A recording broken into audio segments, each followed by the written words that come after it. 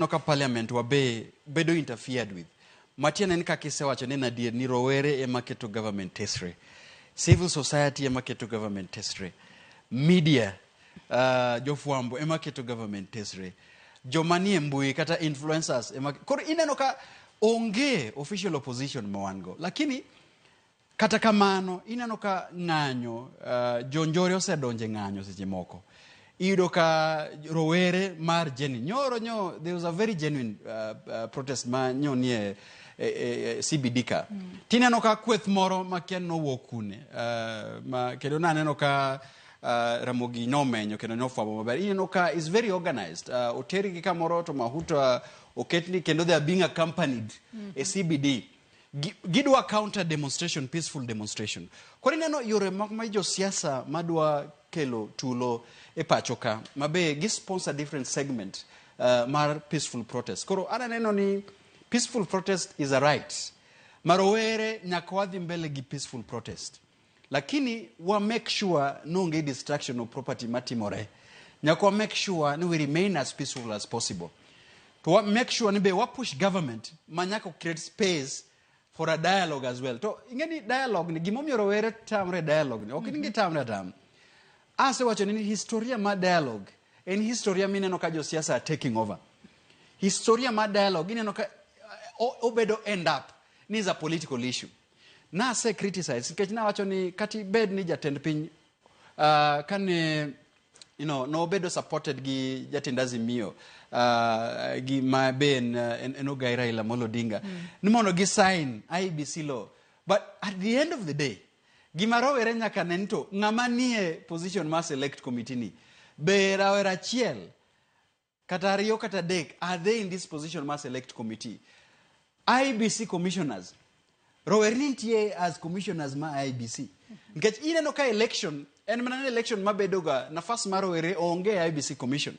Koro nitie a lot of people mar qualified manyalo bede IBC commissioner mar Gen Z kata bede na generation ango nyaka bede commission. Koro ineno ka this conversation must be sustained, Joyce. Okwawe nitie national government of national unity, yes, but government national unity Rowere nyaka bede.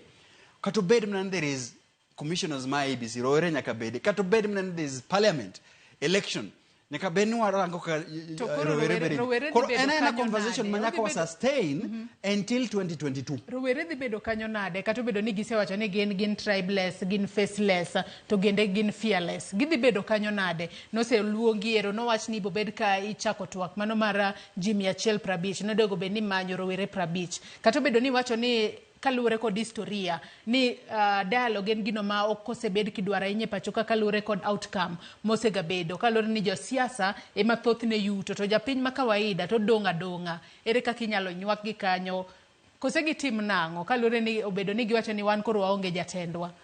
Enase bedo ka seyo gi nikech in Twitter spaces go komia nafas mar loso kuno awacho ni nyaka wang'e kaka processes timore. Gimadhi konyowa wase push to kendo wase bedo successful. Lakini nyaka wang'e gima dho ngere wacho ni ere logical conclusion orumo kanye.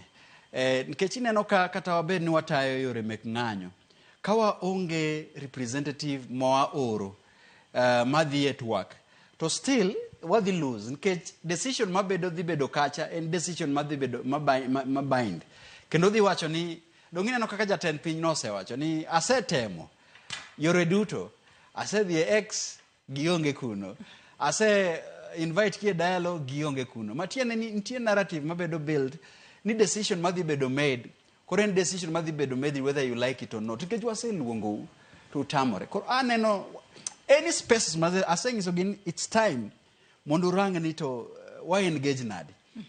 Kata kamano ka onge leaderless ka onge faceless there must be somebody manyaka wa ore to work.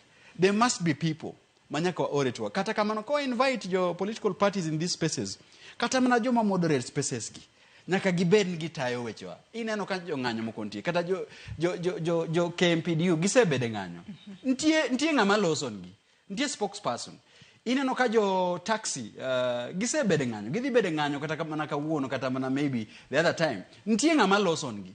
Koro Rowere ma jo Gen Z kata jo protesters